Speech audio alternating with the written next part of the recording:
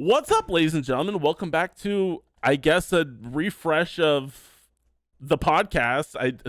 I'm working on changing the name. Maybe Mistake will actually give me a couple ideas here. But basically, we're going to come back and we're periodically start talking to cool new people again. And who better to have than somebody who's really become a part of our community here recently. Mistake, what's going on, man? How you doing? Hey Ned, thank you so much for having me on. I'm doing pretty well. I'm just hanging out, chilling. I'm actually a bit nervous, a little bit sweaty under this, but I don't know why. But we're just hanging out. We're just two boys hanging out. I know we were talking a little bit before, but yeah, I'm happy to be here, dude. Thanks for asking me to come on. Yeah, that's all this show is, man. It's just a conversation between the boys. And granted, some of these boys have been a lot bigger than I have been, such as when we did Doa and Disaster Piece, who did a bunch of the soundtracks that I love. That's like my magnum opus of these shows. But at the end of the day, I mean, there's just two boys sitting down. So thank you for being a boy and sitting down. And Of course, I'm sitting. that doesn't mean actual boys. Females are more than welcome to as well. Just you guys never answer me, so just leave it at that. If you're watching this on YouTube, please don't forget to hit that subscribe button down below to get more cool, awesome episodes like this. Definitely hit the like button, leave a comment down below. I know I read and watch every one of them. I'm sure Mistake will be for this one at least, because his name's on it, so naturally he'll have to look and respond. And if you're at least listening to this on podcast platforms, definitely go and leave a review. It helps with discoverability massively. So definitely go leave that review down below. I do read those and will probably respond or scream at you in the silence of the night if you leave a bad one. So, but feedback's always good, so much appreciated. Mistake, how's your weekend been, man? Weekend's been pretty good. I had a pretty busy night on Saturday and stuff, so I spent all of Sunday recovering. Didn't know soju could hit so hard. Bit sugary, but I don't know. I thought I had enough water, but I guess not and stuff. What's funny is I actually got home and I met a bunch of new people and I ordered Uber Eats and then I fell asleep on like my couch in my room and it got delivered and I ate it the next morning. So because it was just left outside, so that was okay. That was funny. That's actually fucking awesome. Why is soju then? So soju's awesome. Don't get me wrong. And if you've watched any of these, you know that I have no issue imbibing because normally I have a bottle of whiskey next to me. I'm trying to drink a little bit less, especially because I'm having a bit of a tummy ache today. But why are you pushing to push outside of your own comfort zone and box a little bit more? I think that's actually a really healthy thing for most people to do, and unfortunately, especially right now with like everybody being scared of COVID, right? Nobody's doing that kind of thing right now. So what's forcing you to kind of move down that path? I think it all started. I live with four other housemates. They're just really awesome fucking dudes. And like one of them, I talked to them for a bit. I've lived with them for about 7 months now. Mhm. I think we just moved house not too long ago. I think 3 months in or something.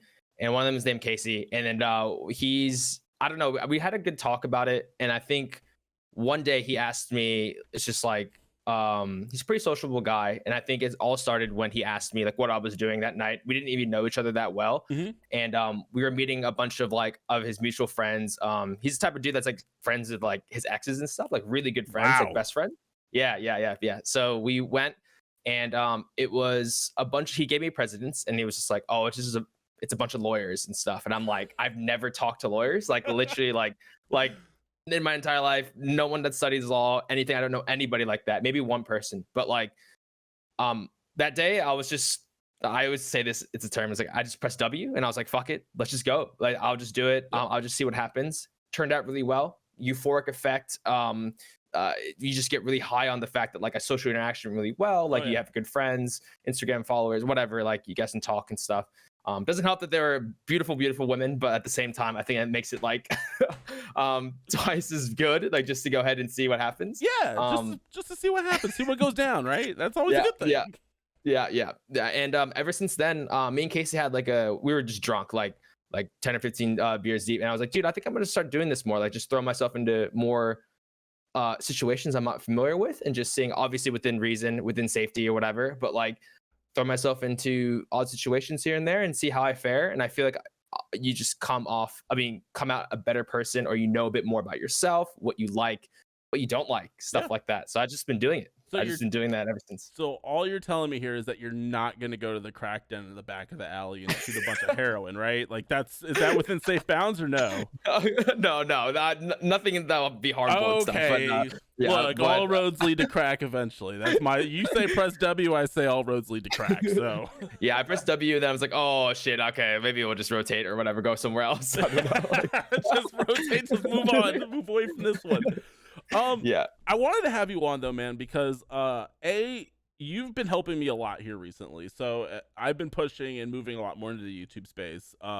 And really, I have to give credit here to where it's due. Brunstad and Flip from the Lost Boys, like they keep bringing you up constantly, especially in the old days, right?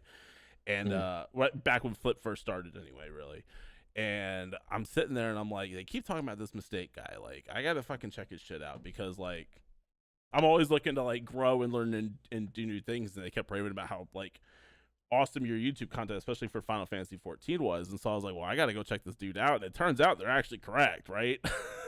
Like you actually do cool shit. Like, and that's why you've really been helping me a lot. Like just brainstorming and throwing shit out there and trying to figure it out. So like, I guess really the start of what I want to drill more down into is how you really got started in jumping into the YouTube game. Like, cause it's a daunting fucking task. Like millions of people try and millions of people fail and quit and wash out and get their feelings hurt that nobody likes the stuff that they're maybe dumping hours into and maybe just throwing and shit at the wall and seeing if it sticks, right? So like what got you into doing YouTube in general, and then specifically we'll kind of transition to where you get into doing more MMO style at Final Fantasy 14 content, because I mean that seems to where you've really hit your stride. I did a little bit of Oppo research. It sounds like a terrible thing beforehand, and watched some of your really old videos, such as why Halo Reach is a good game and you should play it. Oh my god.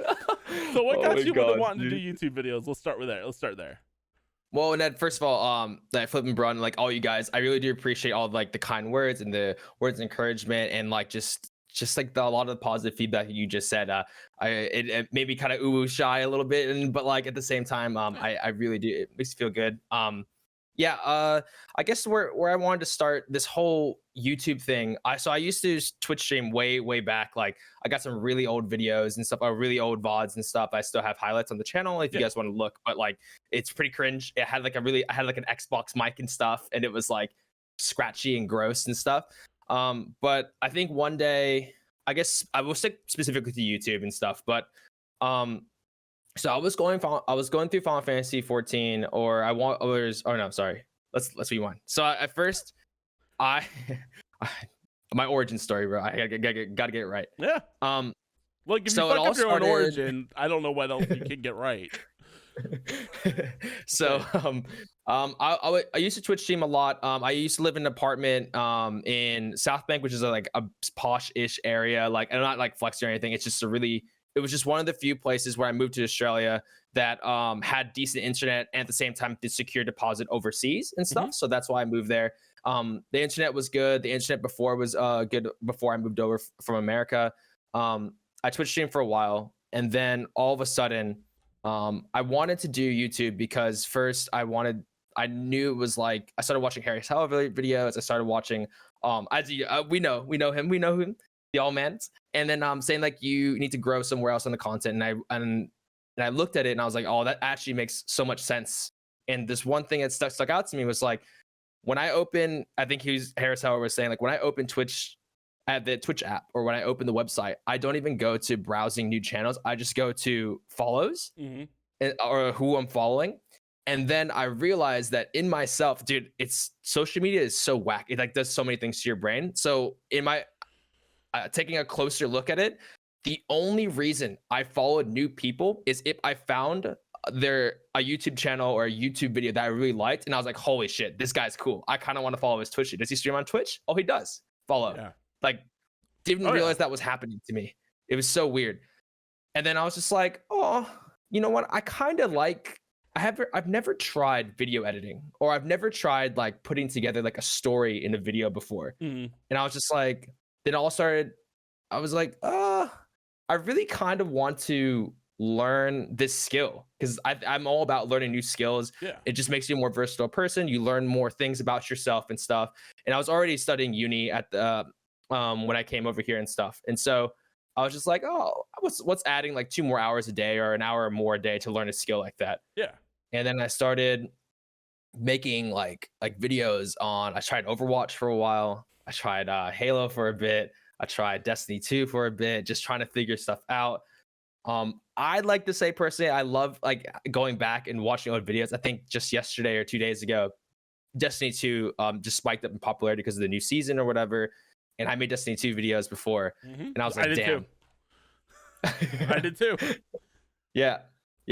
And I went back and I looked at it and I was like, holy shit, man, I was cringe. My God, what is this? And then like, slowly but surely I tried to hit a stride, and then just tried to keep doing it. Tried to do at least one video every 1 or 2 weeks or whatever while I was streaming.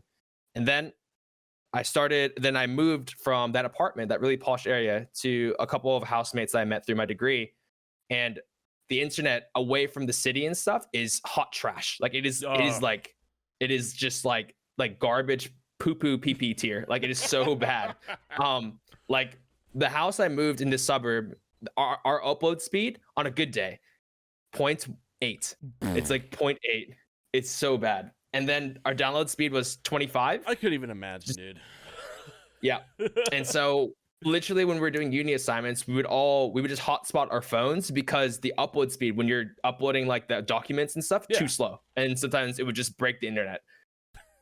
Damn, and then dude. So I couldn't even imagine having that slow of internet. Like I get fucking worried when we dip down to like 25 upload, 150 download. And I'm like, man, it's really trucking along today, guys. What are we in the third world? What's going on? And then I just find out that everybody's downloading shit, right?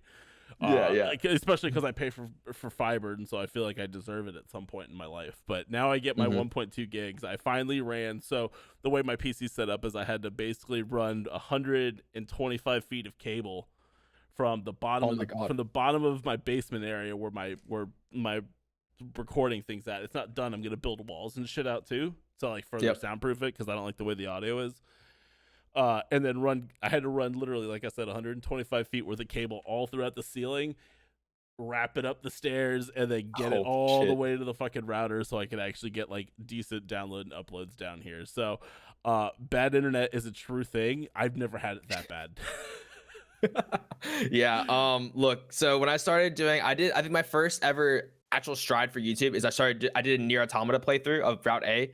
So I did that, and I shit you not, it's like when I would upload, it would take like 18 hours.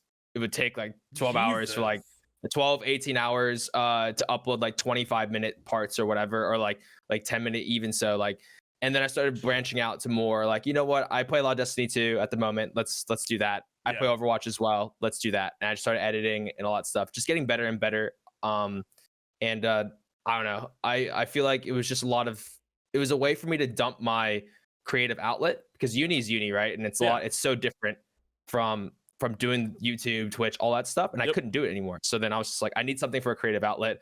I suck at painting, as you can tell, or like I suck at like writing, all that stuff. I was like, fuck it, I need something to get out the creative outlet and everything. So I just kept doing it. And the same token too, right? Especially like writing wise, right? Especially because what are you going to school for? I'm doing my master's in occupational therapy. So I'm pretty sure you're writing a lot of papers anyway, right? So writing definitely isn't a thing that you should probably be doing for a creative, right? Because it begins to just feel like work at the end of the day. So really that makes a lot of sense, right? Like what? So I want to rewind real quick. God.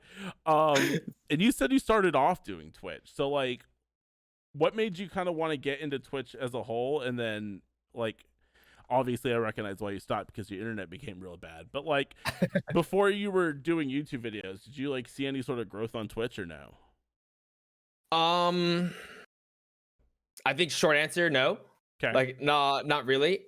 Except if I was streaming obscure games, or not obscure, but like maybe the same game or whatever for a while. Like I think way back when I was doing undergrad, so this is my master's degree, I was doing undergrad, and when I was about, I think 20, I'm pretty sure, I started streaming straight from the PlayStation 4. Just because I was just like, and then everyone was just like, was like, yo, you'd actually be like pretty decent on Twitch, eh? And then I was like, I don't know, maybe. I have no idea. Because then, I don't know. And then like, because I just talk a lot of shit, right? And I was just like, oh, Were why those your not? friends or were they random people telling you that?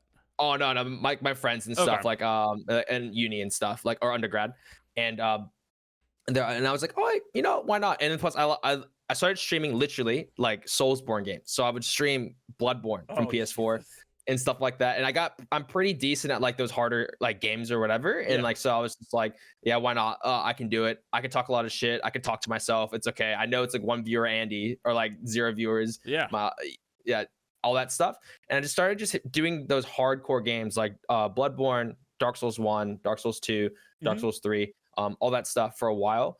And then I started doing that, and then I finally figured out through Flips. He gave me a gaming laptop, like a really really old one and stuff like that, and I started playing Overwatch on the PC and stuff. Damn, fuck, where's flipping my life? Jeez. I need a new laptop.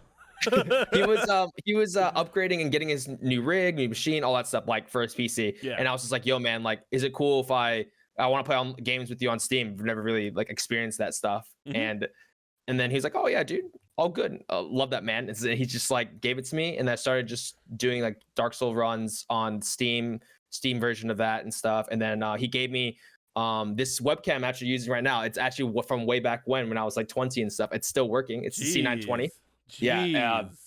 Yeah, and I never upgraded it because it still fucking works. I'm the dude that runs stuff into the ground and I just see what happens. I'm with you on that one, man. Trust me, I'm a sheer believer in running things as long as you possibly can do. Unfortunately, I have the habit of spending a lot of useless money on dumb shit I don't need. Twitch really, so I made YouTube videos here and there for a long time, and because I would also listen to Devin Nash and Harris Heller and be like, oh, you gotta do a YouTube channel to see Twitch growth. I'm like, okay, yeah, it makes sense in my head, but I have no video editing skills. I still don't think I do at all, but and I probably don't, but it's neither here nor there. But like, it was funny because it was kind of the same thing, and I'm kind of fleshing out a video idea for this in regards to like the Twitch meta, right, where you grind the same game over and over and over again. Essentially is the theory that the thesis of the video that I'm working on, which you know you kind of see coming to fruition all the time, right? Because like, yeah, you would sit there. My problem that I always suffered with was game ADD, right? Is like, okay, I'm fucking so sick of Valorant, I'd rather eat the barrel of a shotgun rather than fucking touch that game again. So we're gonna play something completely different. And then I go, oh, why'd my numbers go away? It's like, oh, because you're not playing Valorant anymore, you dumbass. So so okay. Yeah. So it makes sense why you stopped streaming with your shitternet. So yeah. But sorry. I on that, just to answer your question as well, I didn't really see too big of a growth, like same with you, streaming those games, and I always dropped the viewership if I ever switched. And then I started, and then I saw this opportunity, I guess, in myself and stuff. Like, I was like, oh, Twitch streaming is fun and all that stuff. I haven't made affiliate, or the affiliate program came out after I finished uni or whatever, like undergrad. And then I started like doing a little tiny bit of sub money and stuff. And then I was just like, oh, like maybe, I don't know. I have no idea. Obviously it didn't work out that way. But like, then I just saw an opportunity, just like, there's a way for me to review my Overwatch gameplay. I was like super competitive. I like getting good at stuff and like realizing I'm trash at things. And because most players are, until they realize there's a wall, like you're trash until you do these things. And then I just use that as a way to store like my VODs to watch my own support gameplay, watch my own gameplay on Overwatch. And then I use that as a way to gradually finally get up to like Masters level or like Diamond, whatever. Like, okay, stop flexing. Jesus Christ. I made gold once, but you know, fuck me, I guess. So that was the first game I ever actually streamed, was Overwatch. For a long time too. For probably the first 9 months of streaming, outside of the random ones here and there, Overwatch was always the go-to. That was like, and I played literally so much fun. It was as soon as I built my PC, and tax season came through, and I built my first PC, and I was like, hell yeah, let's go. I'm gonna get good at Overwatch. I've never been so soul crushed in my life, to the point where like I said I can't. I came on stream one day and I said, we are playing something else. I cannot play this anymore. I physically can't do it. it is literally sucking the soul of my will to live out of me. So Mm. Overwatch and me have a very weird relationship because every once in a while I get this bug in my ass that I want to play Overwatch again, and I'm like, yeah, Dude, me let's do too, it. man. Me Let's do too. it. Let's I play uninstalled Overwatch. it ages ago. I get caught up. I still follow YouTube channels that goes over patch notes and like hero balances and stuff like that. I still get the urge to play it, and I'm just like, oh, I never actually commit to it. But yeah, I played Overwatch for a year and a half. I think streamed it and stuff like that for a while, actually. Yeah, that's the hard life right there. I'm actually looking at installing Overwatch again. Oh no. I know I probably shouldn't, but I digress. So okay, so how did you basically? So you, I want to dip into your process a little bit too, because Okay. you've done a bunch of different things for a bunch of different games, right? How did you decide what you wanted to do next, and then I guess really the end point is how did you settle on Final Fantasy then? It's a bit of story. Is the real question, because like, and then I want to, there's a follow-up to that, but we'll get there. But so like, how did you decide what you were gonna like focus on, and do you feel like as a YouTube channel you should be focusing on one thing? Let's start with that question. As a YouTube channel, should you focus, if you're looking at making gaming content, should you focus on one game? Yes. Okay, why? Yes, because I view kind of have to shift your perspective as a YouTube channel. It's either I view it like it's like a TV show in my opinion. Like it's like every video is like a snippet of an episode or a snippet of like the overall season and stuff like that. We always joke around like this is season 2 of like MistakeKun-The, or this is season 2 of The House and stuff like that, like or whatever, right? So like I always view it like it is a TV show. It is a performance thing, and it is. And I think a lot of that's another deal, like another topic where like Twitch, streaming on Twitch and doing YouTube is like it's a performance thing. It's like you're getting up on a stage and that's your setting, right? Yeah. If it, in people's mindsets, and everyone does this subconsciously as well, is like when you go and watch a channel, you expect there's a certain expectation how what you're going to see, like how it's going to be portrayed and all that stuff, right?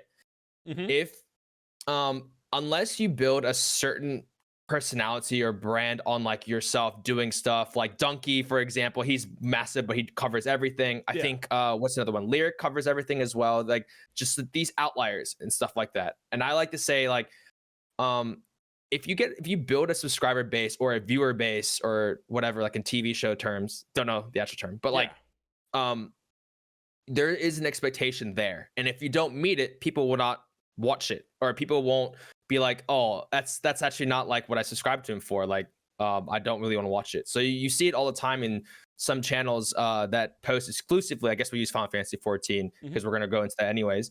You see people exclusively cover Final Fantasy 14 and stuff like that, and then the minute they post another video that could be like an update video, a pretty important update video, but the fact that it's not Final Fantasy 14, you will definitely 100% see views be significantly less than those that just that game, which makes sense. And and so that's I think that's just human nature and stuff. Like you see that person, you see that influencer or content creator or whatever, and like you have an expectation, and it's just like, oh, I'm not really interested. But there's like another perspective where like if you do slowly or you do it in the right way, you could still maintain the viewership, but there will always be a loss if it's not like your specific thing that you started the channel on, right? Like, no, and I agree. Kind of the idea, the workshopping idea that I'm working through, right?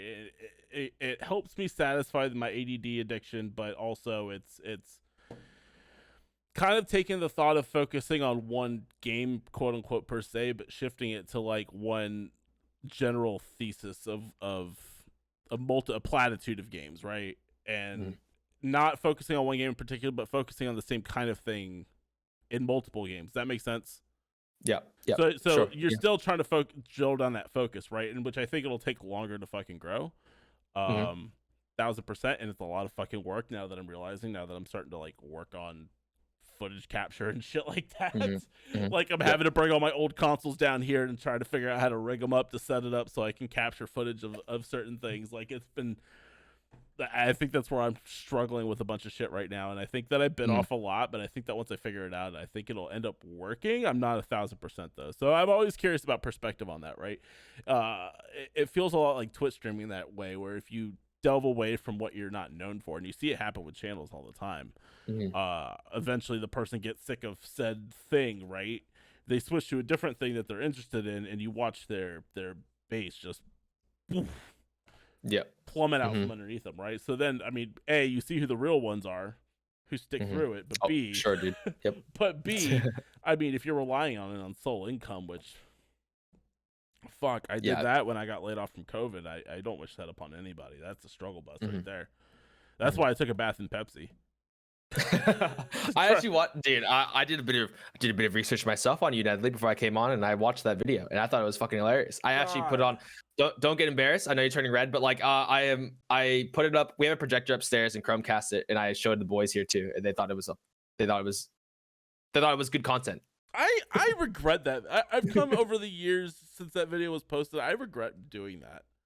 No, don't, bro. It's content, man. Yeah, but it's like this comes back to a conversation I actually had with Cat and Fister at one point, where it becomes like the point where like, how much do you sell yourself in order to make that bill, right? Like at that point, it's like, oh well, fuck, I did literally just bathe in Pepsi. Best stream I ever had, just by the way, like organic 100-something concurrence, but. Hey man, I actually respect that. I respect that you bathe in Pepsi, because I can't imagine the carbonation the bubbles would do to your balls, bro. Like that feels so weird. I know you did it in not naked, but you still would go through. Obviously, Pepsi's Pepsi. So yeah, it burned a lot of hair off of my body. And yeah, it's acidic as fuck. It stayed gone, which made it even more fascinating. It's like, holy shit, we put this in our stomachs, right? Oh, kind of after since then, I haven't really drank soda all that much. Fun fact. Hey man. But like have you ever boiled Pepsi and see what it looks like? No, I have no desire to ever do that. It literally looks like tar, like you'd put on the side of the road or something. Yeah. God. It's really gross. Yeah. Oh, it's terrible. And there's actually addictive properties into it as well. That's why people are addicted to soft drink. Yeah. Oh, I mean, honestly, at this point, you can get fucking addicted to anything. But like, no shit, dude. Like, my leg was just barren. It was like, there's still parts where I don't feel like hair grew back at. That's the crazy part about it, right? Also, it was like really kind of sticky and gross, and I felt like disgusting afterwards. Yeah. And then my internet died. And then I had to go to a fucking hotel room with the wife and the daughter, who abruptly vacated the premise while I was bathing in Pepsi in our own abode. So, which is fair. That's content, man. I respect it, bro. I respect it. I could never do that shit. That's so good, man. Like I said, I've come around to the point where I God, if it wouldn't like fucking delete a bunch of views off my channel, I might just delete the video. But nah, man. I guess I gotta have to leave it. Too many people have seen it now. It's already become a thing. You should just re-upload it and see what happens. I'm kind of curious about doing that, right? It's like going back and just kind of tweaking thumbnails and titles on things, and just like going back and seeing if it captures more eyes, right? Especially with these kind of shows, right? Because I know that some of these didn't do as well as I would like them to do. Now, I didn't really care at the time, but you know, now that I'm like trying to pay attention to everything, right? It's like, oh, I wonder why that didn't work and why that didn't work. And I was actually watching a video with Mr. Beast recently where he goes back and he alters thumbnails over and over and over again until something works. And I'm like, in titles and thumbnails, both over and over again to see what works. Not that he has to worry about it too much, but. Did you watch do you follow Sam Woodhull on Twitter? I follow him on Twitter, yes. Okay. He did something with, I think it was something about titles and thumbnails and how important it is, but then like, I think he said that, and then he linked a video to a guy who's like pretty analytic and does like physics stuff, like really high scale. I watched that video. His name, but I know what you're talking about. I have it queued up on one of my browser tabs to watch because I just haven't. Yeah, I watched that, and he literally FaceTimed Mr. Beast, and it was just like, and it's the same thing about Mr. Beast said that he has like 3 or 4 thumbnails already done up and stuff like that, and he changes it, and there's actually like a analytic. It's a real time click-through rate, real time like people seeing it and stuff and everything, and he would just watch it for the golden period that I've heard. It's the anomaly that YouTube algorithm is the first 48 hours or the first 24, and then the first 48 hours is like where you can really make the biggest impact and stuff. That's actually, see, and it's these little minutia things that makes YouTube so daunting and fascinating at the same time. Like compared to Twitch streaming, right, where you go live and you're put in a giant list of other humans that are trying to make the monies on the internet playing the video games, and you're rated basically from how many people are watching you at the time. So, which makes it impossible to fucking grow. I don't know how anybody's ever followed my channel and how I even got even close to 1,000, because I never really like focused on YouTube all that much, which that's kind of what this whole talk was going to be about, but we kind of deviated from just content creation as a whole, I think. But like, yeah, I never put any focus on YouTube, and somehow fucking still people decided that they were going to hit that follow button and met really cool people. I just don't know how it even works, how somebody even goes down that far to like find nobody, right? Essentially, because I am a nobody. well, I wouldn't say that, dude. I feel like you bathe in Pepsi, man. You bathe in Pepsi, bro. That's good. God damn. Come on, man. Pepsi, man. No. But okay, on that, there are the times I streamed a super saturated game, just Overwatch and stuff like that. You get people that would scroll for literally hours and stuff like that down the list, and like those are the outliers, though. That's not like the rule; it's the exception. Yeah. Those types of people. But I think you also know is that like the follower count, it's in any social media, the follower count doesn't really reflect. Yeah, it doesn't really reflect the people that are there and all that stuff, because apparently that met like. And the Twitch website, that metric actually doesn't mean anything.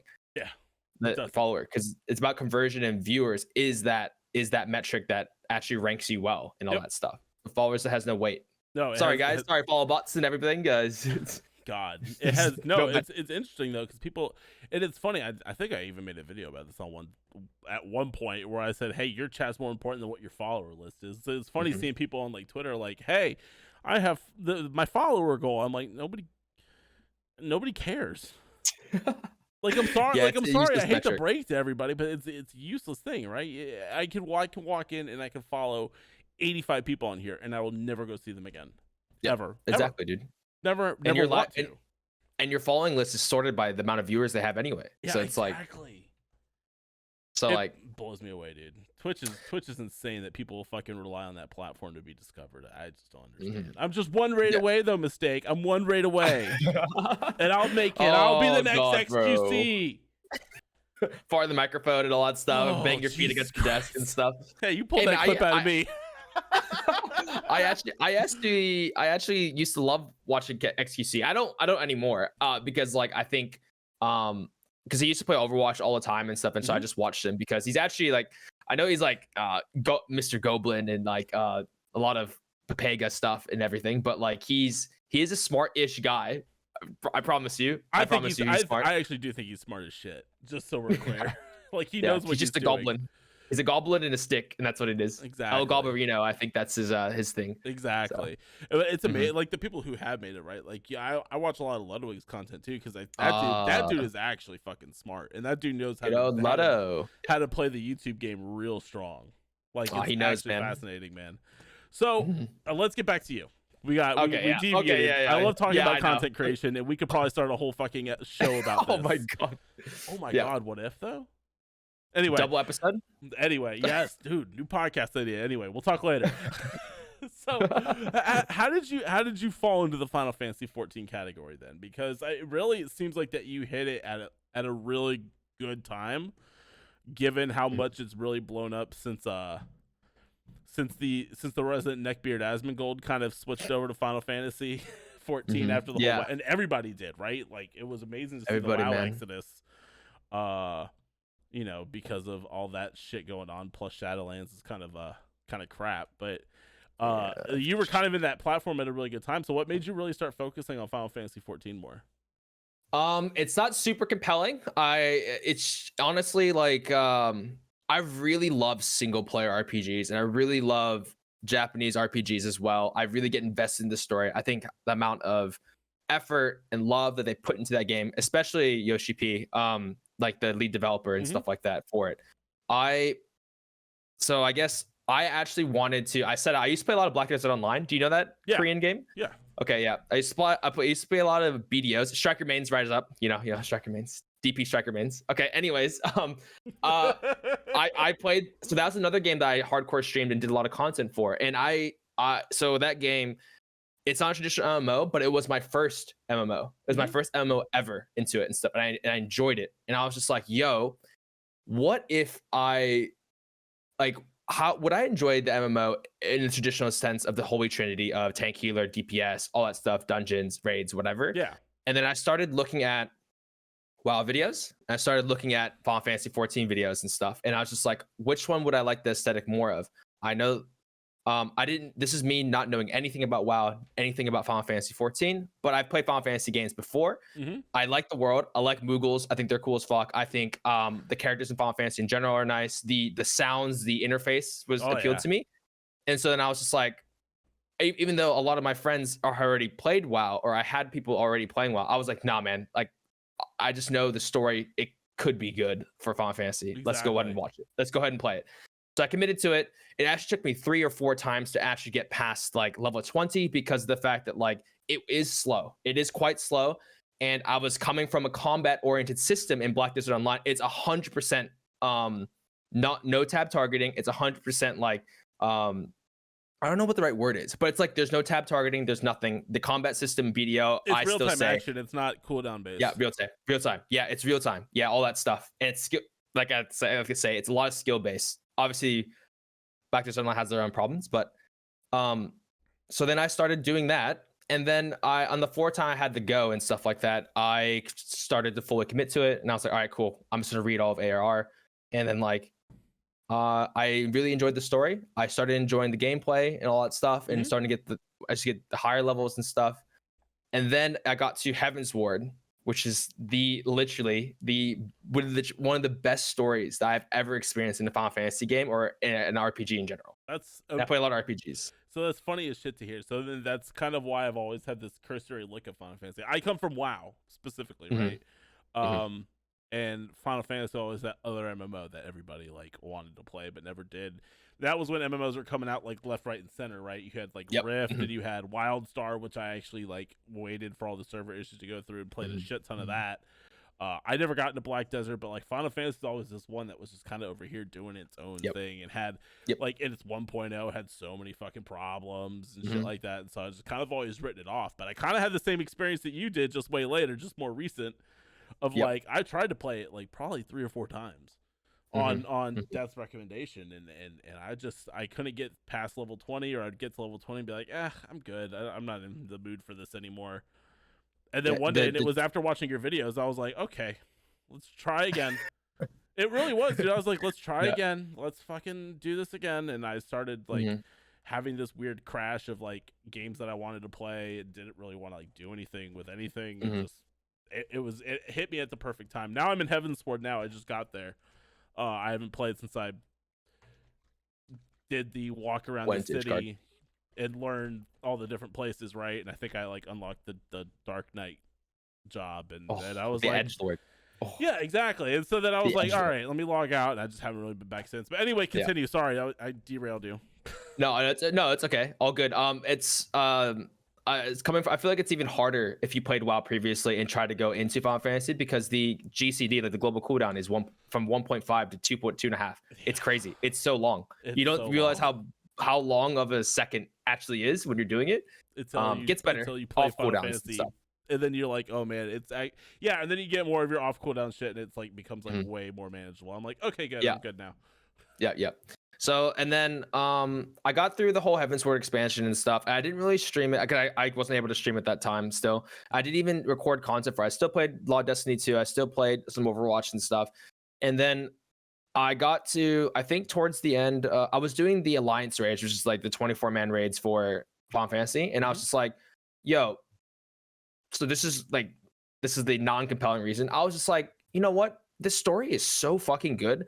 I kind of just want to record myself playing it because I've had those reactions of like without the camera on, and it's just how I am personally. Yeah. Is I got up from my chair, I'm like, holy shit, I can't believe that fucking happened. I fucking like would go out. I was living with 2 girls at the time that don't play video games, and I just walked out in the living room and was like, holy shit, what's happening? And I'm gonna come back and start playing again, and then like, what the fuck? And then I was like, oh, and then I sit back down and start experiencing that, and I was like, holy shit, man. I will never be able to live through that experience again, right? Yeah. But I was just like, if I record it and stuff, I can just go back way back again and just be like, man, how I didn't know shit about this game, but look how excited, Look at my face exciting here. this was. No, or not even that. It's like I remember this emotion. I remember Yeah. these feelings that I had, and I want to be able to watch it. So that's literally why I started recording it, and I started recording the alliance raids, and I started recording some of the story content of like Doma Castle, which is like, I spoilers for you, but it's just like another dungeon like in Stormblood, like the second expansion. And then people liked it, and then I was just like, oh, it's pretty cool. I like that. I like that was feeling. just like, no, and then people liked it, and I was like, all right, well, I still just want to. At that point, like, I was just like, no, I still want to record it and get my story reactions and stuff like that, because I want to remember that feeling of how much. It sounds really hippie and stuff. How much this game has changed me and stuff like that, and just realize like, and how much this story meant to me and stuff. And so I just kept recording myself, and I still feel like that now. Like one of the sole reasons why I still do the streams or why I still do a lot of Final Fantasy 14 content is because the game is so fucking good. And I want to capture the feelings that I have and stuff. And I'm a real animated person. Even when I watch movies or like TV shows, I laugh out loud. It's just who I am. And so that's why a lot of people were saying like, oh, it's so authentic. And I was like, man, it's just me, right? Like, because I just don't, it's so hard. I don't understand people who puts on a front, who puts on an act, personality stuff. That is so much effort. I'm low effort, man, and I just W key, and I'm just like, this is just me, and I just want to capture it. That's amazing. The people, and you can always see through it too. That's the most amazing part about it, is like, people can see when you're faking the funk. People can see when I'm trying to fake it. I'm having a shit day, and I'm like, man, I'm committed to stream, right? I'm like, all right, well, let's do this fucking thing. And people are like, what's wrong with you? Like, oh, you guys can tell because I'm not actually happy right now. It's amazing. And honestly, it's the best way of doing it. It's a fascinating reason to start like posting and kind of just like, how much editing time did you put into it then? If you were just looking for those reactions, how much editing did you do for that? Well, so I said, like I said before, I wanted to learn how to edit as well, just because it's a skill, creative outlet. And then I started using, I used Hit Cut or whatever. Do you know that editing software? It's I really don't. It's super free, and it's very locked behind on premium features and stuff. And so I started using it. It was the worst clunky shit I've ever used, but I still did it. I just did basic cuts. I did just basic edits or whatever, nothing too crazy. And I still do like a little bit, I think, but there's like a magic to jump cutting and a magic to like B-roll, L cuts, J cuts, all that stuff. And so I've learned a lot since then, but like, I think I just needed something free because I'm poor as fuck. And then I needed something just to cut like the not so exciting stuff. And then I just improved myself along the way. Some people were commenting some things like I used to have, and I just made little improvements here and there, but it wasn't overly crazy. So I guess total editing time, the amount of times that it'd crash and the amount of times that it would have to redo stuff. And that's why everyone always says save frequently, but literally save frequently, please. Like, Yes, I use Premiere to have it. I basically save every like 3 minutes because I just get so paranoid because I don't know how many times I've lost a complete video because I'm just too lazy to save it at all. Because Control S, man, that's it. That's all it is. Control S. That's all it is. That's the sad part, isn't it? For a long time, I was like, it's like playing with fire, right? Now I don't play with that fire anymore. I'm saving every other fucking cut. Yeah, exactly. So yeah, exactly. So yeah, it took me a while to learn it and stuff, and obviously you get more efficient the more you do it. You know keybinds, you know hotkeys, all that stuff. And yeah, they took a while to edit, but they also took a really long time to upload, like 18 hours and stuff like that. So so I gave a bit of time. So like, yeah, go ahead. No, go ahead, bro. So when did you start seeing your growing takeoff? Currently, right now, you're at like what, 2.16 subscribers, I think, something like that. I think I'm like 2.3. I forget. I had you pulled up, and then I closed it because it started playing a video. Yeah, 2.35. Yeah, so you're pretty close at knowing exactly what you're at. So like, when did you really start seeing that growth? Let's think.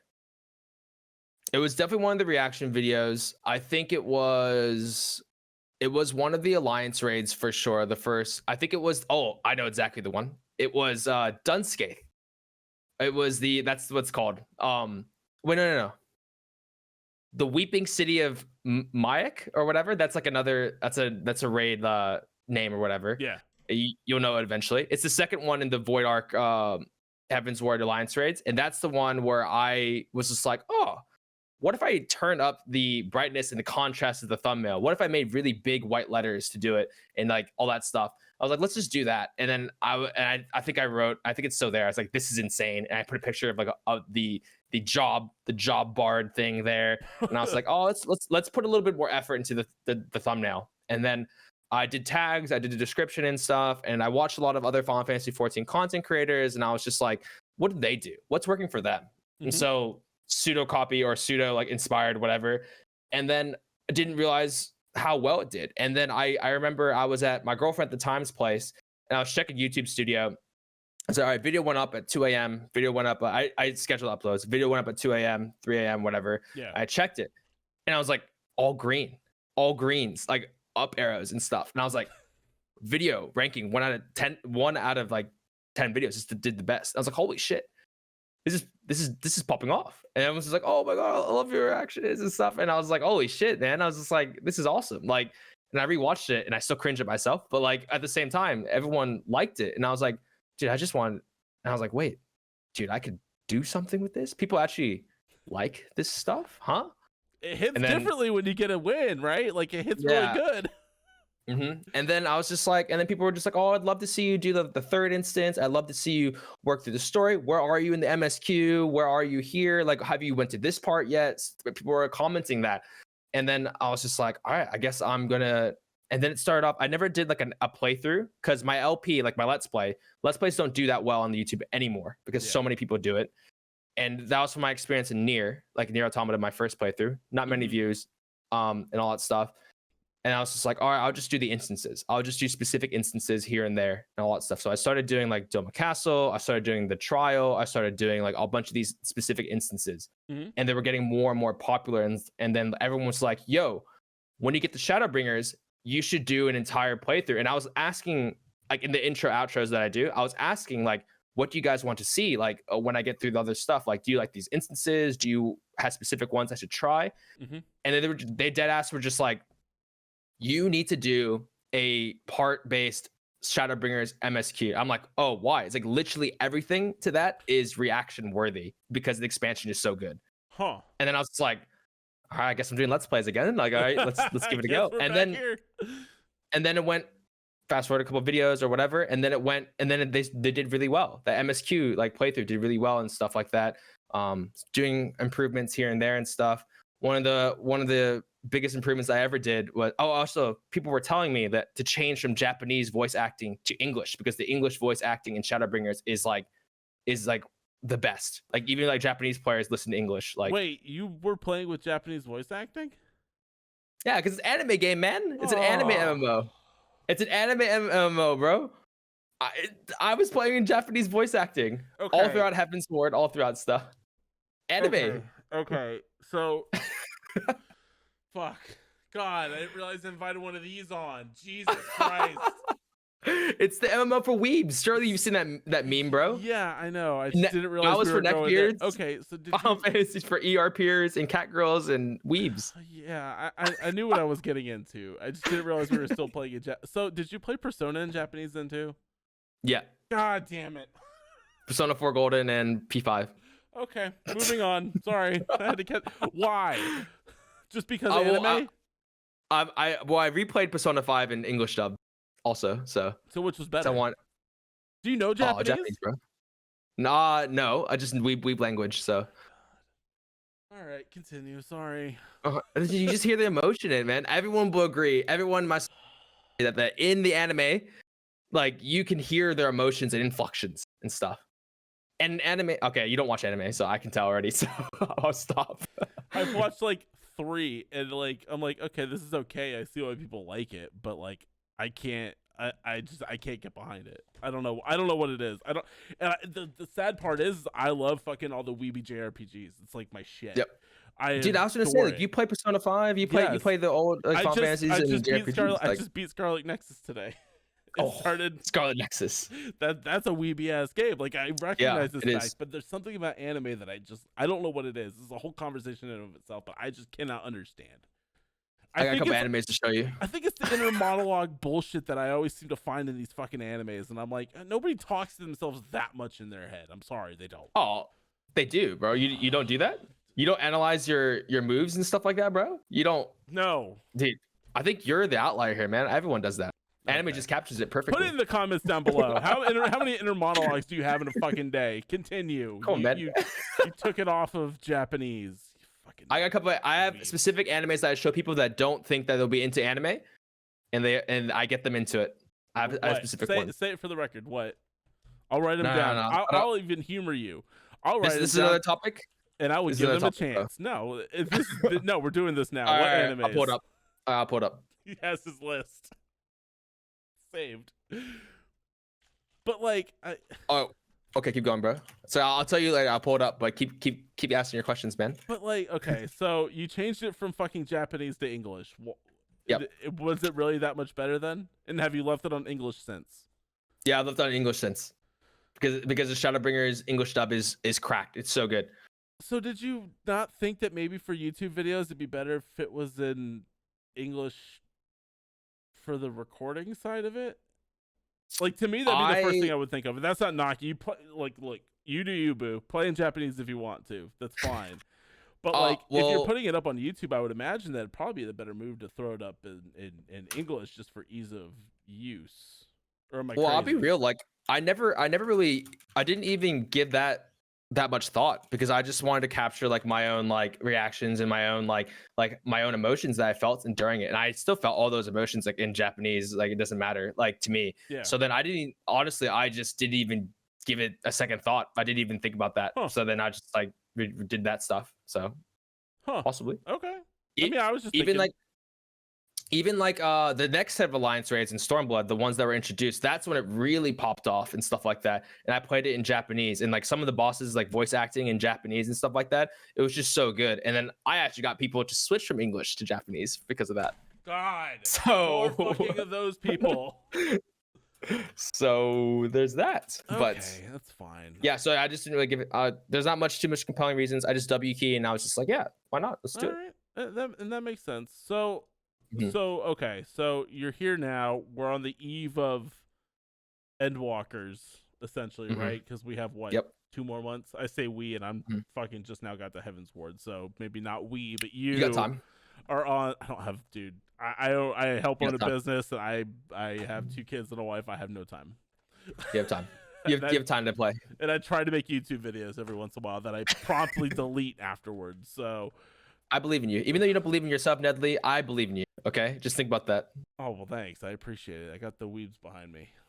That's from an anime, by the way. Oh my god, no. That's from an anime, by the way. So, I mean, I tell people that and they get so happy. I tell people that in the clients or patients I work with, and they fucking love it. So, all right, there's something to it. I'm not gonna knock it. I can't knock it, I guess, really. Like, so many people fucking adore it, and I know I'm gonna get hate for this because I'm just like, why? But regardless, so we're on the eve of Endwalker. So do you like? Yep. So are you still just kind of like hitting W and flying by night, or are you like gonna try to create like a plan for when Endwalker comes out on?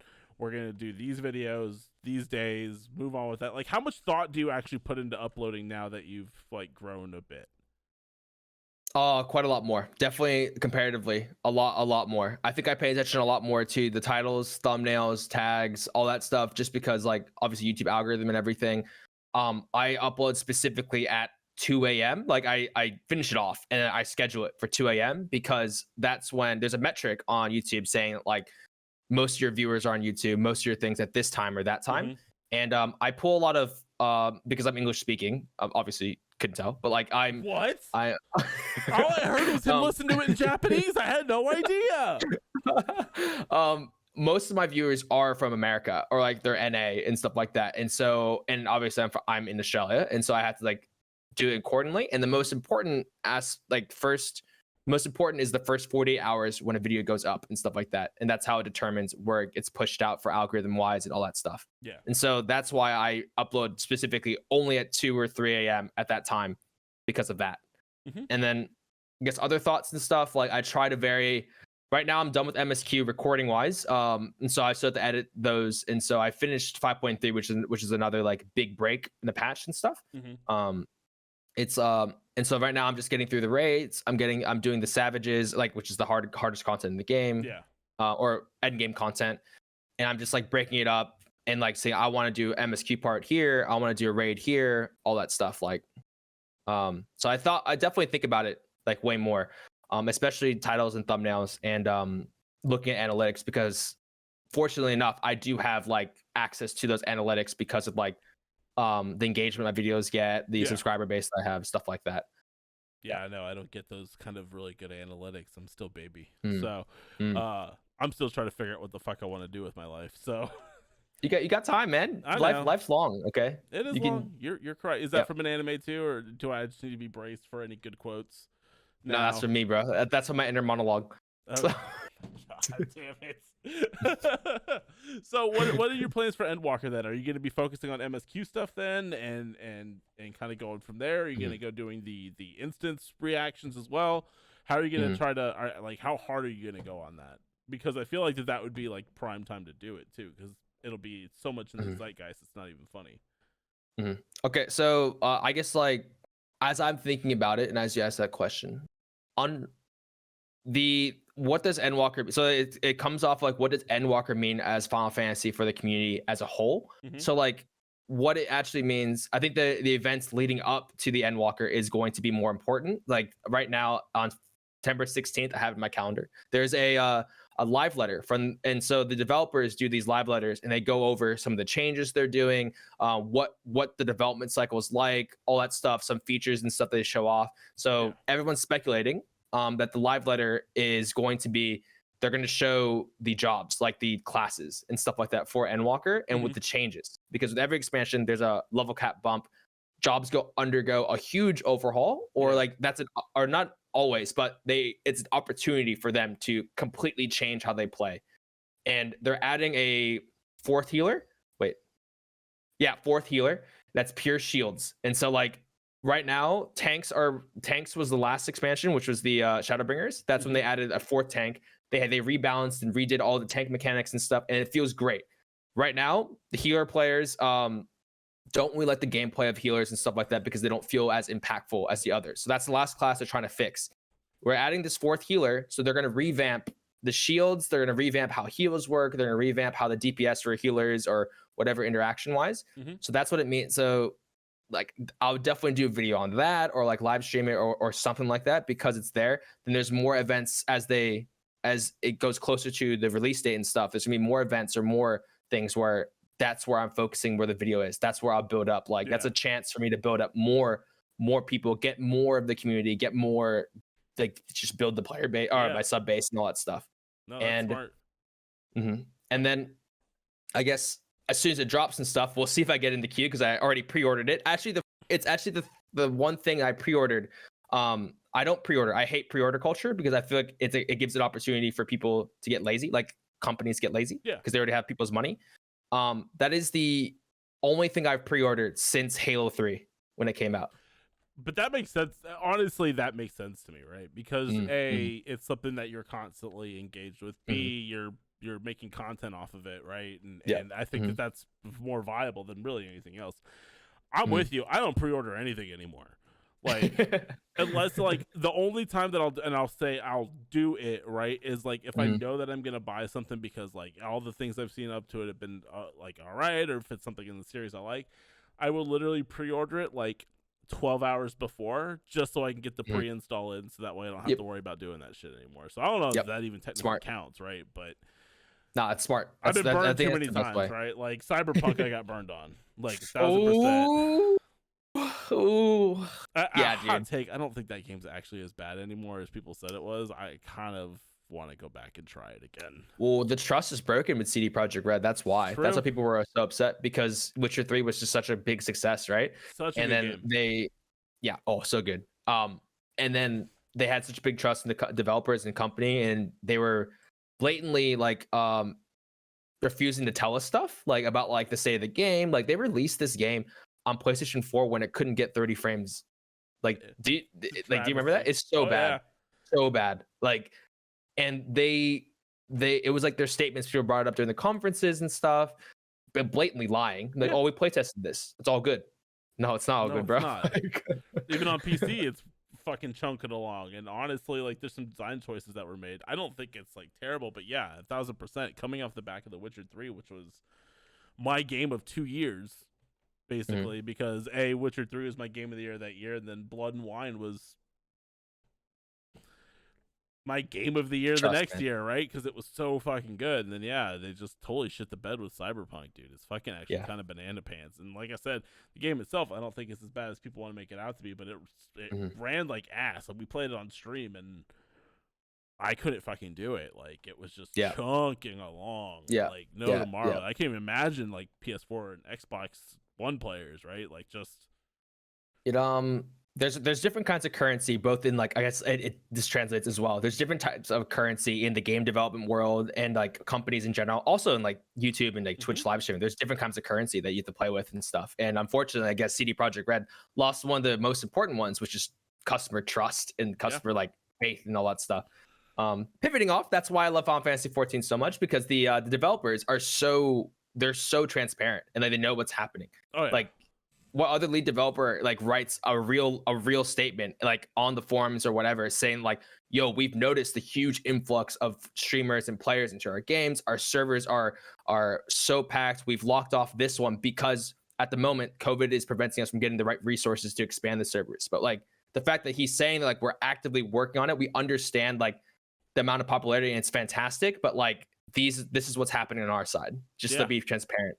Like, this is why these are locked. These are why you can't create characters here, because Asmongold, Rich, like all that stuff, but he addresses it.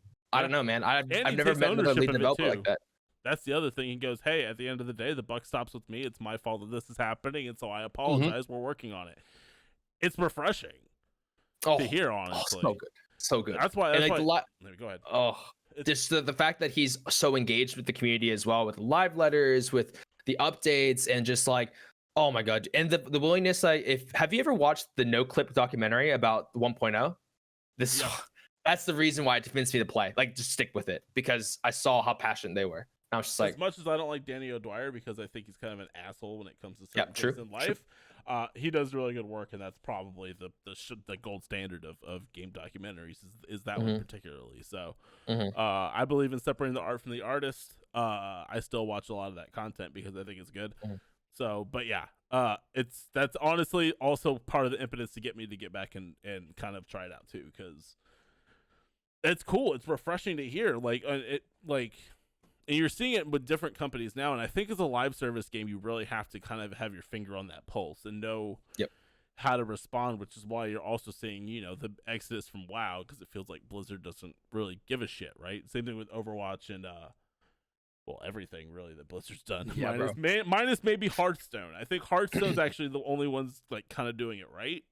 And I think that's why you see such ride or die-ness by like we've been talking about Final Fantasy, or even something like Destiny 2 right now, right? Bungie's become, since the split with Activision, way more transparent about the shit going on in their game, right? Like, hey guys, we've seen the cheaters, we acknowledge that this is broken, we're gonna try to fix it. Oh, we super fucked this up, my bad. Like, let's revert it. We're turning it back. But I think they bought a lot of goodwill. No Man's Sky's another one too, right? Hello Games.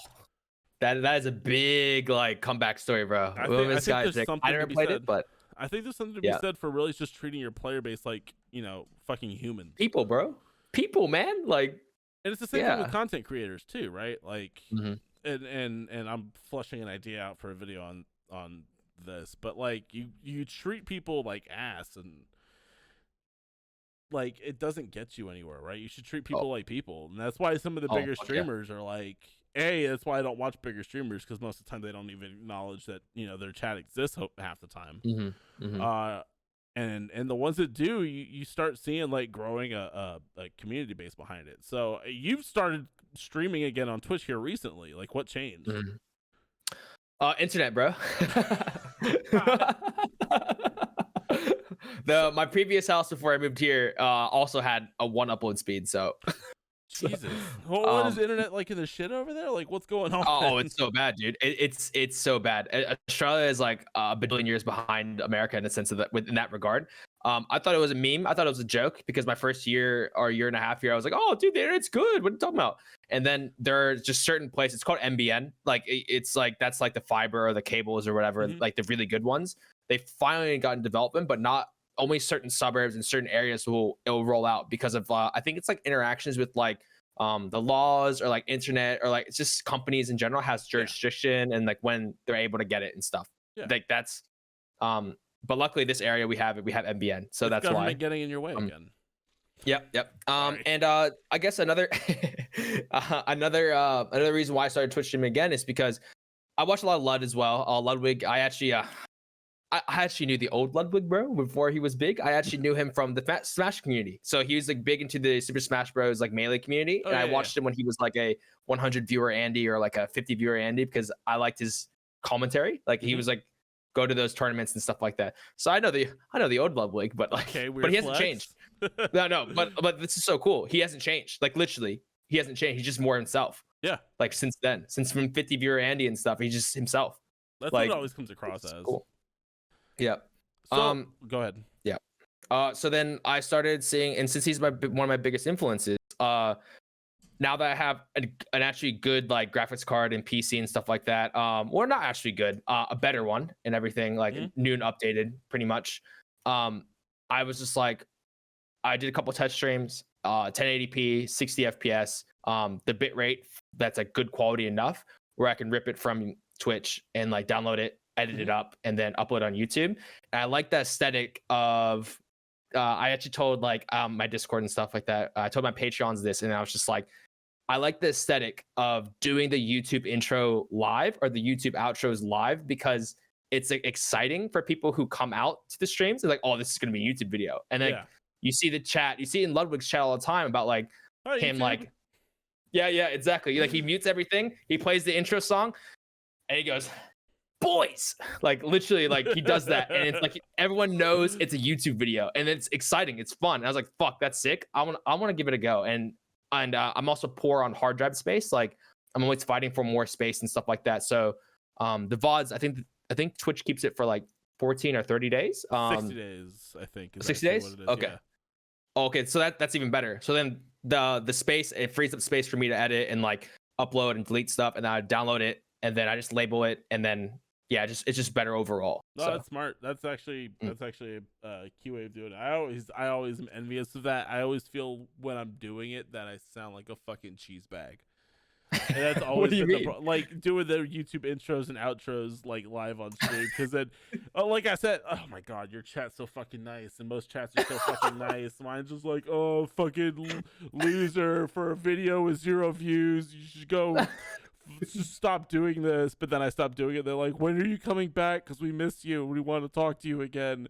See, I think that's the problem is chat. I just need to fucking start a new channel and hide from these motherfuckers. I think that's low key crossed my mind once or twice to be like, what if I just started a new channel that would start over? Like, yeah, just completely start over from fresh. See what that experience is like again, because I don't remember. You gotta tell me if you do that, because I'll miss you, man. Like I'm always I think it's like, yeah, it depends like if what's a joke too far, what's it, because like obviously like everyone says they're joking, but I think with sometimes like even you read the words out, because I think. Since you're a streamer guy, you read the words out in chat, or you read it all the time. No matter if it's a joke, it's still words that are read. And if you're like not in the mood that day, or like you're in the wrong mindset, it can really bunker you down. It can really bulk you down. For sure, yes. Also, it gets to the point where I'm like I was saying, this is a whole conversation came up in Discord. I actually didn't want to get into this, but here we go. It's like I said, Discord though too. It's like. Okay, so yeah, it gets annoying after a while, because like, fuck, I hear the same jokes over and over again, right? So not only is it just kind of irritating at this point, I know when they're gonna happen. I see it occurring. I see the fucking color, and I'm like, all right, this is gonna be a joke about where's Tarkov. This is gonna be a joke about you shit at Tarkov. It's gonna be another joke about how your videos get no views, and lo and behold, I'm fucking correct every time. And I'm like, man, can you at least like make fun of me more originally? Make fun of me. Enough. I'm fine with that. Just be original about it. Like, oh, there he goes, no hair again. I'm like, yeah, My hair's going away. I don't know what you want me to do about it. Fuck Bald, like KEKW, bald. Like, yeah, we got it. That's the joke. That was an emote for a while, so I recognize it. Let's find something new to do. But like, I don't know, man. Chat's always fascinating, but I've always just felt like it's weird. It's weird. I've never been like big into self-promoting, right? Like, I just want to do my thing and hide in the corner. If people find it, that's great, and if not, then that's also great. Like, right? Like, so doing the YouTube intros for me are actually the fucking hardest things to ever record because it feels like I have to like fucking hit those buttons and do the thing for me. Please do it. Please, for the love of God, do it, or I swear to God, I will run away and never come back. And like, it's just even like the experience, I guess you can call it, like, of me like Twitch streaming before and stuff like that. It's such a different wave and different feeling as you do the start recording button. And like, I feel like I still get, even today, I still get nervous. I listen to music like just to hype myself up or get me in the mood or whatever. And like, before I do the intros or the outros, or I do the records and stuff like that. It's a different thing. Even you could be the most charismatic dude ever, and like you get, as soon as you get in front of a camera, you just get shy. Like, it's just, it is what it is. It happens to everybody. And it's totally weird because I don't ever get nervous Twitch streaming, and I never have. Right? It's always just been like hanging out with the boys. But when it comes to recording a video, I don't know.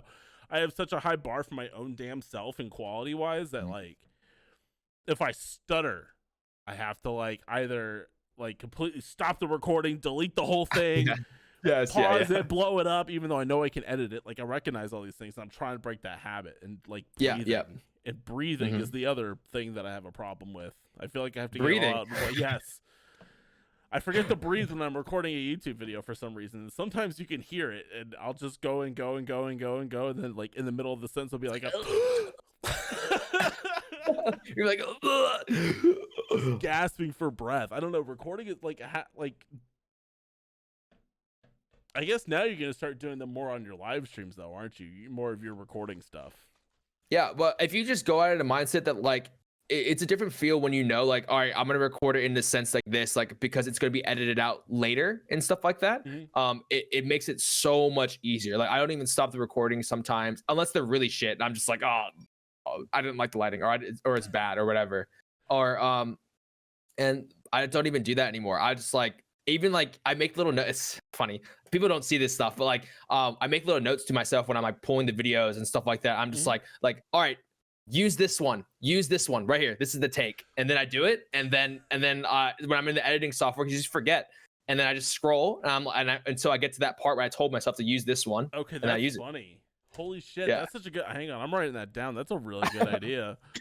I'm just like, Stanley, the dude, use this one. All right, this is the one. We're getting hyped. This is the one. Like, I tell myself that, and then I take my deep breath, and then I do it. Like, that's what everyone sees. Huge brain. Holy shit. Huh. I'm stealing that. I'm using that from now on. Dude, do it, man. It could be funny for it could be even funny if you want to, like, if you feeling like a bit cheeky that day or whatever, you can like make that edit and stuff like that, and it's be funny, man. It's just like, because not everyone can be talented. One take Andy's all the fucking time. Okay, like that's just the reality of it. And even like during like the live streams where I'm gonna do it, I'm still gonna like keep that because it helps me so much. So, and like, it'd be funny for chat. They're saying lol w, and you can see it. Like, it's just good. It's just good time. For sure. So, I guess the last thing I really wanted to touch on, because we've kind of gone over how you started, where you saw your pop offness at, you starting streaming again. So, and I made the video about this. This is the one I deleted. Oh, okay. Which now really makes no sense in context now that I'm talking about it. But essentially, that's like, okay. It's can change topics. It's picking platform right now. We're not changing topics. Okay. So, given all the high profileness of Lupo and Tim the Tatman both moving to YouTube, right? You're seeing a lot of interesting conversations stemming around the viability of streaming on YouTube and the pros and cons of it, and so on and so forth. And that's what the thesis of the video was about. Then Harris Heller and Devin Nash both put out a video that morning right before mine went live. So then it felt like I was cribbing their shit too. So there's that. Oh, I wouldn't say that. No, it was. But then I watched it. This was way better, and mine was shit. So I was in a bad mood that day anyway. But regardless, like, so what do you think that argument kind of boils down to? So you're starting to see this delineation of YouTube and Twitch, and especially with all this shit going on with Twitch now, right? People are realizing that they're signed to affiliate contracts where they take 50% of your subs, and I guess 3 years after they sign their affiliate contract, which makes no sense. Right now we're gonna bitch about it. That's another thing I want to talk about at some point. But and then all the other shit that goes along with that. But people continue to stay on the Twitch platform. My question is, why did you come back to Twitch? Ooh, first I want to address something deadly. Don't ever compare yourself to big name content creators. Those people have been creating content for years and years, and you just started. So I know. Compare your progress to when you started, and then work on it there. Do the best thing that you can do. Do not compare yourself to Devin Nash and Harris Heller. Okay, they've been doing it for a bajillion years. Okay, so Pepsi bath is my beginning point.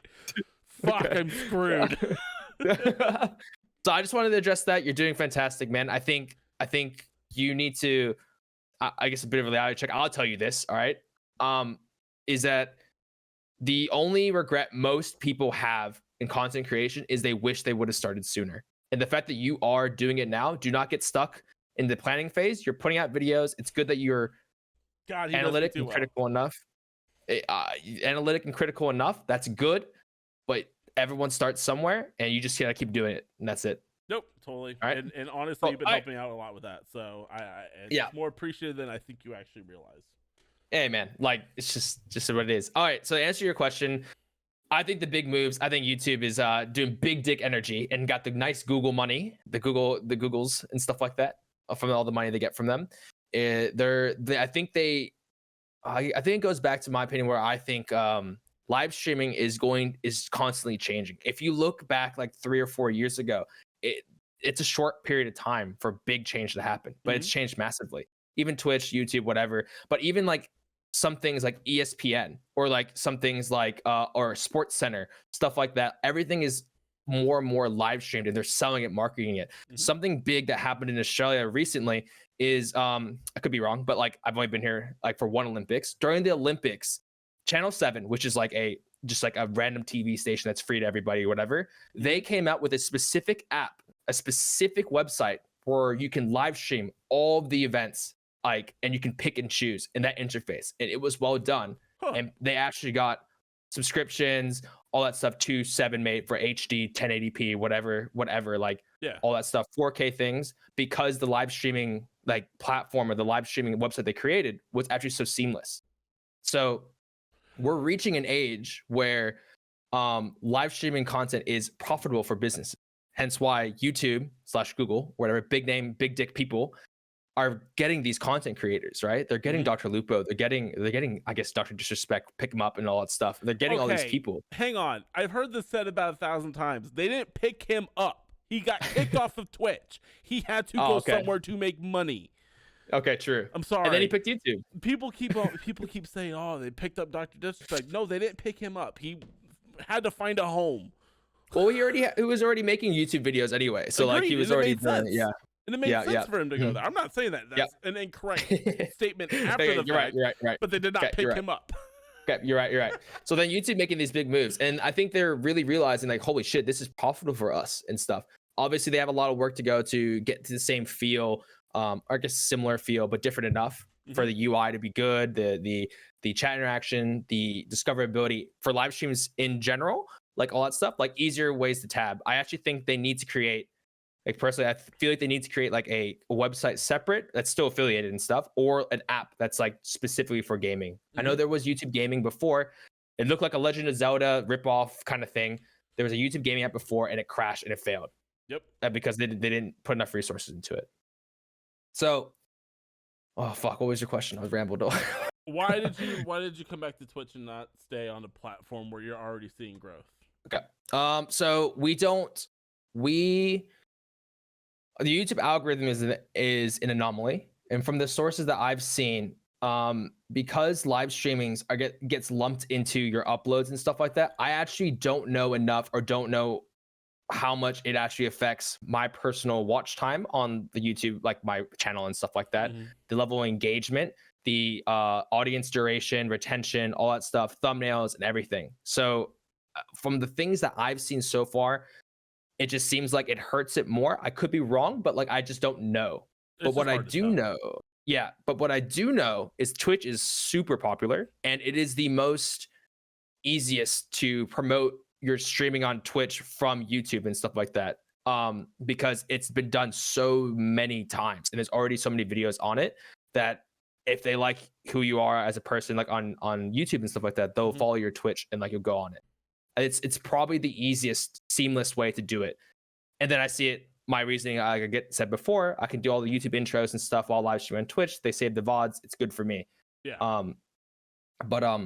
Yeah. So that's the reason why I came back to Twitch and didn't want to do YouTube streaming. I thought about it really hard, but I think it's just I had bounced my ideas off a couple of moderators and stuff, and then I think it's like it makes sense for me to do it, but at the same time, I just don't know enough. I'm still super early in my life cycle as a person on YouTube. Yeah. That I don't want, if I don't know 100% or if I don't know enough about it, I don't want to take that chance. I want to do calculated risks. Risks are good, but I just want to do calculated risks. No, it totally makes sense. I mean, I get that aspect. It's just on the same token, like the same. I struggle with Twitch sometimes because Me too, bro. I don't see them doing anything to better the situation that they're currently facing with people nipping at their heels. And I agree. Sure. YouTube live streams are, I don't know, man. Yes, it needs a UI fix. Yes, it needs an overhaul in the chat experience. Yes, I feel like that all those things that people complain about, raids and gifted subs, would be a good thing. Raids we can vary about because the metrics on raid retentions are piss poor at best. So yeah, exactly. Yeah. Is there a point? But regardless, like all these things that everybody bitch about is like a very, very, very, in Google terms, right? Small fix. UI, UX developments. And then it's really kind of like what you said. And it's the reason why I've toyed with it, but haven't wanted to jump into it more is algorithmic based, right? Yep. Like, is that going to help or hinder? With watch time, I imagine if you're doing something smart, a lot of the pros that I see from YouTube live streaming though is the fact that what makes YouTube so powerful in the first place is utilizing SEO and your tags and thumbnails and titles and shit like that, right? So the algorithmic discovery will invariably be huge on YouTube live gaming. Right. That's really where I feel like it's gonna come out ahead here in the next 3 years against like something like Twitch. Because Twitch discoverability is ass tier. Doesn't exist. I'm sorry, it just doesn't exist, right? Like you have to get really fucking lucky to hit somebody's recommendeds over and over and over again for them to take a flyer on you.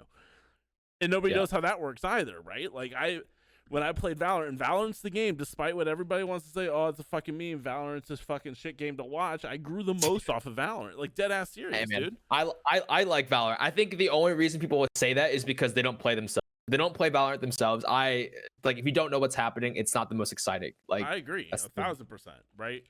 And like, but like you know, I'm following the Twitch meta, and I'm playing my Valorant every day, and eventually, much like Overwatch, I ended up wanting to eat the fucking barrel of the sawed-off shotgun, right? Just because. Well, you don't like jet dashing to sight and then shotgunning you in the face. You don't like that. You don't like Judge Sage only. You don't like. It's so painful. You don't like Bucky. God, I reinstalled it recently, and I'm kind of curious to like go back into. I've been playing it too, dude. Don't worry. Fuck. Well, I said I want to get cracked. I said I want to get cracked at an FPS again. We'll just do it. That's the one. So, and I love the game, but like, yeah, I mean, following that meta, I rode that train, and I guess I should have. So what I discovered in that very small anecdotal test, right, is that the recommendeds were feeding me to people, and also I was getting viewers from the games that I was playing, right? Like teammates of the team that I was on, one of the 4 people would be like, oh, like this is invariably how it always went too. I kid you not, it was this. It was, hey, you have a really good sounding microphone. Do you make content? And I would go, yeah, I'm streaming right now. And then they would show up, and that would be the end of the story, right? And met awesome people that way. But then once I fucking wanted to eat the shotgun barrel and stop playing Valorant again, guess what happened? I went back to being a fucking 4-viewer Andy again, right? Like, it's just fucking traumatizing. I wish that there was a way that we could break out of that Well, that meta I have a question cycle for of you. what How often were you streaming Valorant? every day. Okay, so that's 4 days a week. 4 days a week. Do Yep. you think it would have been different if you did it like less frequently in a sense, but like 3 days a week, and then you had those 4 days to recover and play other games and stuff like that? Not for content, but just for that. Yes, that was so I'd be curious to go back and try it again, right? And try it with a different schedule. And I kind of was trying it with Tarkov, but I think Tarkov's just a fucking weird brand of shit in its own right because it's such a fucking like for me personally, cool, it's bro. a hard game to stream though because you got to be so focused on what you're doing, right? Because it's so high stakes with digital shit, right? No, it's high stakes, bro. Real life. God damn it. I'd be curious to try something like Valorant again though. Like with the stream schedule I well kind of was on now that I've like kind of stopped doing it again for some reason. Mostly just because my life's been fucking crazy. But like actually starting to do Valorant on my Monday, Wednesday, Thursday schedule or whatever the fuck it. Monday, Wednesday, Thursday schedule. I think that's it. Yep. I think I said that right that time. And actually try doing that and then spending the rest of the time working on other shit. But then the problem is then if I want to transfer that audience, right, then it's going to be the same thing on the YouTube channel, which do I want to do that? I don't know because then you're like so living in like quote unquote the Valorant scene so much that like fuck. I run into the problem where I just get bored real quick. And that'll always be a problem. It's always been my problem. It's like I'm done with this game. I'm ready to move on to something new. And then the algorithm doesn't pick anything up. Twitch doesn't pick anything up, and it crashes like a fucking fiery mess. And then I get discouraged because watching the numbers go down is never good. That's why I play clickers because you watch the numbers go up. True. Really good. Fair That's enough, a really dude. good way to cure depression is just play clickers for a while because you feel really good about it afterwards. It's like, ooh, numbers. Look at those numbers going up. Wow. I don't even know what God, AB is, but it's AB. Ooh. Yeah. It just depends. You need to have like a certain shift or a certain perspective in order to like, I guess like not saying avoiding getting discouraged, because I think the last two videos, because I'm constantly looking to improve and stuff like that. The last two videos, they're not doing like as well as I thought they were and stuff like that, which is like the Savage Raid highlights. But then I thought back, the reason why people like subscribe to me and all that stuff is because like they love the MSQ reactions, they love like the first time instances and stuff, not the highlights for Savage Raids, not the highlights for that. So that's okay. But like I would say this, like if you are at least getting 10% of your subscriber total, then it is considered good. It is considered good and stuff like that because of the fact how the algorithm works and like how the recommendations feed, the YouTube home screen and stuff. You can, so like I guess like the luxury of like having the analytics. Most of the clicks and most of the views are coming from that YouTube homepage, not the subscription feed. Like not the tab of the subscription feed. I could upload a video, but the majority of people that I see, they all come from the YouTube home screen. Yeah, the browse page or whatever the fuck it is. I guess we had, did we have a real life? Oh, it didn't Flip say that he never looks at this subscriptions feed? Didn't he say he's only on YouTube home? Yeah. I don't didn't ever he go say my that? subscription Like, feed. Very rarely do I do. Exactly. Yeah. So that's like another thing. It's like it's like a subconscious like thing that we do, and it's just there. And like so someone could upload a video and like you don't even know it. That's why there was like huge ghosting meta like way back when people when you upload, the videos aren't appearing in people's sub boxes. That's why the notification bell became way more important. So I would say that should be your measurement if you're getting at least 10% of your total subscriber base, because people like, I guess we use PewDiePie or like Mr. Beast and stuff, they're still getting 10% or 10 or 12% of their whole subscriber base. They just have a bajillion thousand million subscribers. But if you look at it, it's still, maybe it's a bit less than 10%. They're still getting that. Yeah. So, yeah. No, it's totally true. It's funny because I never go really anywhere else but the fucking homepage, right? I'm not. I don't go unless I'm looking for something. Unless I'm looking for something very specific. Then I'll search it, right? I'm not even gonna go into the subscriptions tab. I'm gonna just look up the video or look up the person real quick. Like, I haven't seen a Devin Nash video across my feed in a while. Let's Devin Nash. I don't know. Has he he hasn't posted uploaded anything? Yeah, exactly. Yes, there's a new one as of 10 hours ago. It's sitting on my homepage. Yeah. It's kind of wild, eh? Yeah, that's the thing. So I think, I guess the conclusion of like my thoughts on the YouTube live streaming and people picking up is I think competition is great, dude. I think competition brings out a lot of things. I think the reason Twitch is so lazy so far is because like they're so top dog at the moment and stuff. I know Mixer. I don't know. Mixer's a meme, bro. Mixer's just a meme. Okay, it's a meme. People were saying growth and stuff. Too. Holy shit. Mixer's a meme, bro. Like it's just Microsoft that has the money and got those people. But I think YouTube actually, if they're making strides into it and they're threatening, they came out with a clip function on YouTube where you can clip a specific part of a video and send it to somebody, and then it actually takes you to the clipped part, but it takes you to the video. So it's like, if you want to watch more of it, you just click on it. That's fucking genius. It's good. It's just another way. Yeah. So if I love competition, man. I'm about it. And then Facebook's the other one that's always slipped on too. That's like a super mobile game space right now. It's bizarre. Yeah. But Yeah. I think honestly, like that's gonna. I don't know. Facebook's a weird one. I'm curious to watch that one. But YouTube specifically, like I said, you do some UI and UX changes and you force the algorithm to really like surface that kind of shit more. I think you'll see a lot more people start moving over. 1,000%. Oh, for sure, dude. And I mean, Valkyrie and stuff like that. All it's gonna take is somebody to not be paid to move over. That's big, right? Not get that cash check. Harris Heller, bro. He moved over. Yeah, it's true. He did. He moved over straight up. No cash. I don't think he got signed. He didn't get signed. No, he just like he was like he quit his Twitch contract was up. So yeah. I wonder how his live streams are doing actually. I haven't checked. Well, I think it's also in retrospect that like obviously like he'll take a dip, just the way it is, and then I think you'll see a steady rise for it. Yeah.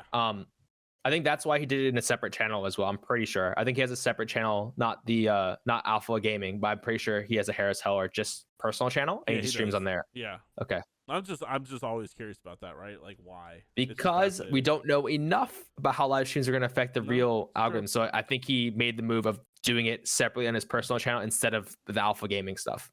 Yeah. No, I mean it makes sense. I'm curious to see how that'll end up happening later down the road, but YouTube streaming, that might be a thing at some point. I'm down. Hopefully it is. I really want some competition because like you were saying, competition breeds innovation, which breeds more competition, which makes everything better. So if you're streaming or want to make content, you should want to see YouTube and Facebook gaming both succeed because that'll make everybody do better, right? Force everybody to do more. If there was only one kind of iPhone, like, or there's only one kind of smartphone, none of these Apple changes and these camera like fixes. The fucking iPhone camera is insane because of the fact how much Samsung worked on their camera. Yep. That's the reason why. That's literally the reason why. It's because Samsung and all them's like, it's a good competition. And then also Nokia, I don't know, other phone companies. I think I always use phones as like a comparison with like competition because they're always trying to one up each other but also copy them. They copy each other but then they just do it better. Like that's the way it is, and that's just business as a whole too. I mean it's just how that shit operates. I'm rambling because I have to change the batteries in my headset real quick, which is the that's okay of having a wireless headset. I might not just edit this out because I did that like 6 seconds flat. That's pretty good. That was good fucking pro on it. That was so good. Mistake. This has been. I've enjoyed this conversation. You may think. Me too, man. But I feel like it'd be a perfect thing to end this with your anime list for me to watch as a non-anime watcher. I haven't forgotten. Yes. Okay. So first, I need to know, Nedley. Yes. What kind of TV shows do you watch? What do you like? Horrors and comedies. Horrors and comedies. Yeah. Okay. Oh, now you said you tried anime before. Which ones have you tried? Let's see. I've watched Death Note. Okay. What was that other one? Claymore I watched, which was actually like halfway decent. But I fell asleep through most of it too, so it may have just been decent in retrospect. And then Dragon Ball and Dragon Ball Z, obviously, because I grew up on that shit. And that all. Oh, so you do watch anime, bro? Okay, so something I watched when I was 10, and then when did Death Note come out? I watched that when I was 17 or 18 because I had just moved to Florida. I had just left Germany and moved to Florida for the first time. This is pre-meeting the wife. And then Claymore I watched when we were may have been right before that, actually, because I think I started watching it when we were in Paris for like 3 days before we flew back stateside for the last time. Okay. So, all right, now I know what to recommend 10 and 18. My internal monologue has told me is like, because Nelly likes these shows and he likes these gores and he's also seen these types of animation styles. And my conclusion comes to these 4 animes I'll recommend to you now. And because of the fact that you like JRPGs and you like long stories and stuff like that, it'd be okay. So I would recommend these 2 because you are a normie man that's only seen Dragon Ball Z and all that stuff. So I'll recommend to you Jujutsu Kaisen. Jujutsu Kaisen. I probably butchered the spelling. Thank God. Demon Slayer. Demon Slayer. And I'll recommend to you 2 ones that are realistic-ish, like Steins Gate. Steins Gate. Okay. And I'll give you a long form one. Okay? Okay. Hunter x Hunter. I think I've heard people rambling about this one before. Okay. Those are your beginning animes, bro. Do you want a harem anime? It's pretty funny. What is that? All the girls want to fuck the main character. No, I'm good. Do you want a romance one? You'll cry? Sure. Oh. Clanad. How the fuck do I spell that? It's like clan, and then you'll see it. It's like here. Yeah, I'll type it in our chat we have. Okay, that'll work. I'm not typing this into anything but Notepad, so it's not even telling me if I'm spelling it wrong. But I bet I can find it from my shit spellings. Clanad and Clanad After Story. Do you cry, bro? Deadass, bro. All right. I guess I'll give these a shot. I guess we should do a recap after I've watched 1 or 2 of these and say now. Because you are Mr. Noob at anime, I always go by the 3-episode rule. They're only 20 minutes each. 1 episode is only 20 minutes each. So if you can spare 1 hour or something like that, or you can spare a little bit, 3-episode rule. If you're not hooked by 3 episodes, then I don't think you'll like it. But that's why I always do it. If not hooked, you won't like. Cool. Awesome. I have a starting point. Okay. I have a feeling I'm going to regret this. No, you won't, dude. Then you're gonna become a weeb, and you're gonna use Fantasia and Final Fantasy 14 and change into a cat boy. That's what's gonna happen to you. Oh my god. No, sorry, I cat girl. Be a cat girl. You're gonna be a cat girl. Cat boys are coming, aren't they? No, that's bunny boys, bro. Oh, bunny boys. Fuck. I'm getting Come on, man. I'm getting my wrong things wrong again. Imagine. I don't know what I'm talking about. Fucking A. I might change to a bunny boy. We'll see. So. Will you really? Probably not. Should make that a sub goal. Fuck it. Maybe. You should send it. Make it a sub goal. 300 okay. subs. Is there anything else? Into a buddy boy. Is there anything else you want to ask me, Natalie, before we sign off? I promise I won't ramble this time. How'd you get so beautiful? How did? Those amazing get my heart broken. Locks. Amazing. Those amazing locks of hair. Getting my heart broken many times. That just made you more beautiful. How yeah, does bro. That work? Gym motivation, a little bit of self motivation, all that stuff, bro. That shit. That working out thing. Just get your heart broken, and you will have a newfound inspiration in your life. Let's hope not. I love my wife. We've been married for 10 years now. I don't want my heart broken. That's different. I'd be devastated. I would just fall into a pit of despair. I know you love your wife. Danganronpa. Dude, I still haven't played that game. I need to play them. I've watched the playthrough. He's called Lucari. Like he's I don't know if you heard of him, but like he streams on Twitch. But I've seen playthroughs of Danganronpa, but I know it's a really good game. Like it's really good. It's essentially a fucking anime. So I contradict myself around every fucking corner, but the anime adaptation for that is actually quite decent. Like the first Danganronpa, I think. Problem is I've already played all 3, so like if it's just more of that, then I'm good. I'd rather just play them at that point. You don't like Chiaki or Kirigiri? Oh my god, Mistake, where can people find you at? I can't do this anymore. Where can I find me? So I stream on Twitch, I guess. Twitch.tv/MistakeKun. And then I also do YouTube things and youtube.com/MistakeKun. Kind of cool. It is kind of cool. And I watch shit, and you should go check this man out. Dude, seriously, thank you so much. I appreciate it, man. Like a lot. Oh, Nedley, thank you so much for having me and inviting me on. I know I'm a rambler, so like, hopefully you got your goal, what you wanted to explore and stuff like that, and wanted to ask me and everything. Are you I'm a kidding rambler me? guy. I'm also So, a rambler, so two ramblers yeah. together just make for hopefully a decent time. Okay, fair enough. I'm looking forward to what you do with the title and to the thumbnail of this, dude. Fuck. I don't know. I will not help you. You have to do this yourself. No, fuck, no, dude, shit. Anyway. Nah, that's like I'm just kidding. Fuck. I'm nervous about that. That's the part where I struggle. It's like, okay, so how do I make this the most discoverable thing on the planet? So, the best way of getting a podcast out there is obviously tell your friends, because that helps more than anything. If you're listening to this on any podcast service around the globe, definitely leave a review if you enjoyed this episode. If you're watching this on YouTube, you know what to do. Hit that subscribe button down below. Like, comment, share it with your friends. Sharing is caring. Sharing is love. Please do that. You can find my Twitch streams when I infrequently do them over at twitch.tv/NedleyTV. And the YouTube over at youtube.com/NedleyTV. So go check those out. I would greatly appreciate it. Mistake. Any parting words?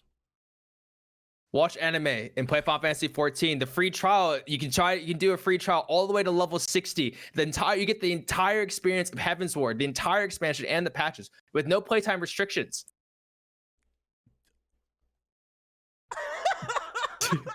I'm just gonna end it there. Fucking have a good night.